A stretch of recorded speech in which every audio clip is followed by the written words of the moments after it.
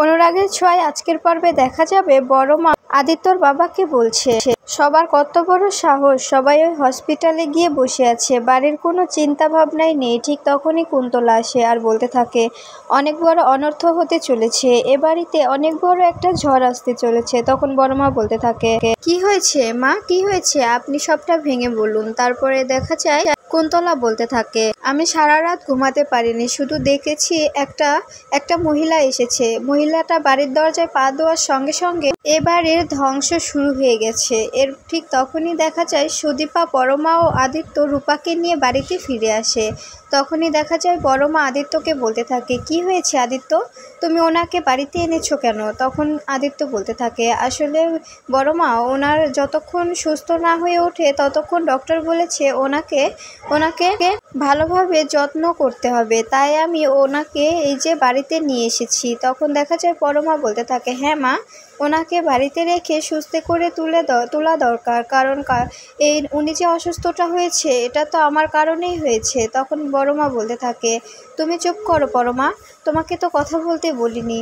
আর আদিত্য, তোমার কি কোনো কাণ্ডজ্ঞান নেই? এই মহিলাকে তুমি কিভাবে পারলে এ বাড়িতে তুলে নিয়ে আসতে? তখন আদিত্যর বাবা বলতে থাকে তুই আদিত্য কেমন যেন হয়ে গেছিস, তুই আগে কখনো এমন ছিলি না, হঠাৎ করে এই মেয়ের পাল্লায় পড়ে তুই আমাদের ছেড়ে অন্যদিকে চলে যাচ্ছিস।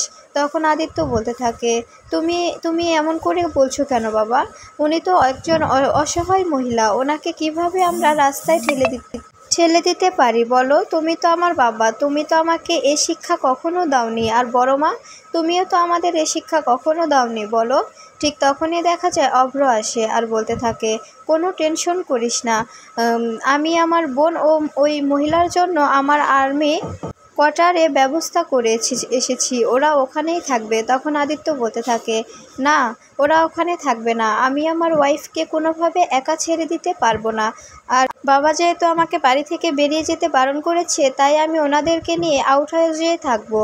এই বলে আদিত্য সবাইকে নিয়ে আউট হাউসে চলে আসে। এদিকে দেখা যায় পরমা ঘরে একা একা বসে ভাবছিল। ঠিক তখনই সেখানে আসে অভ্র আর হাসতে থাকে। তখন পরমা বলতে থাকে তুমি হাসছো, তোমার হাসি পাচ্ছে?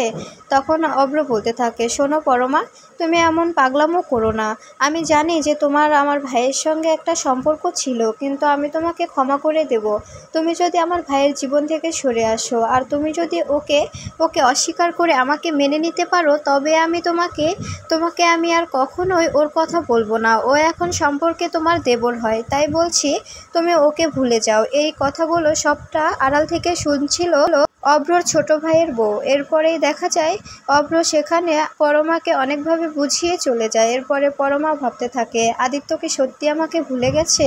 এদিকে দেখা যায় সুদীপা ও আদিত্য আউট হাউস পরিষ্কার করতে থাকে। এরপরে আদিত্য সুদীপাকে হেল্প করতে থাকে।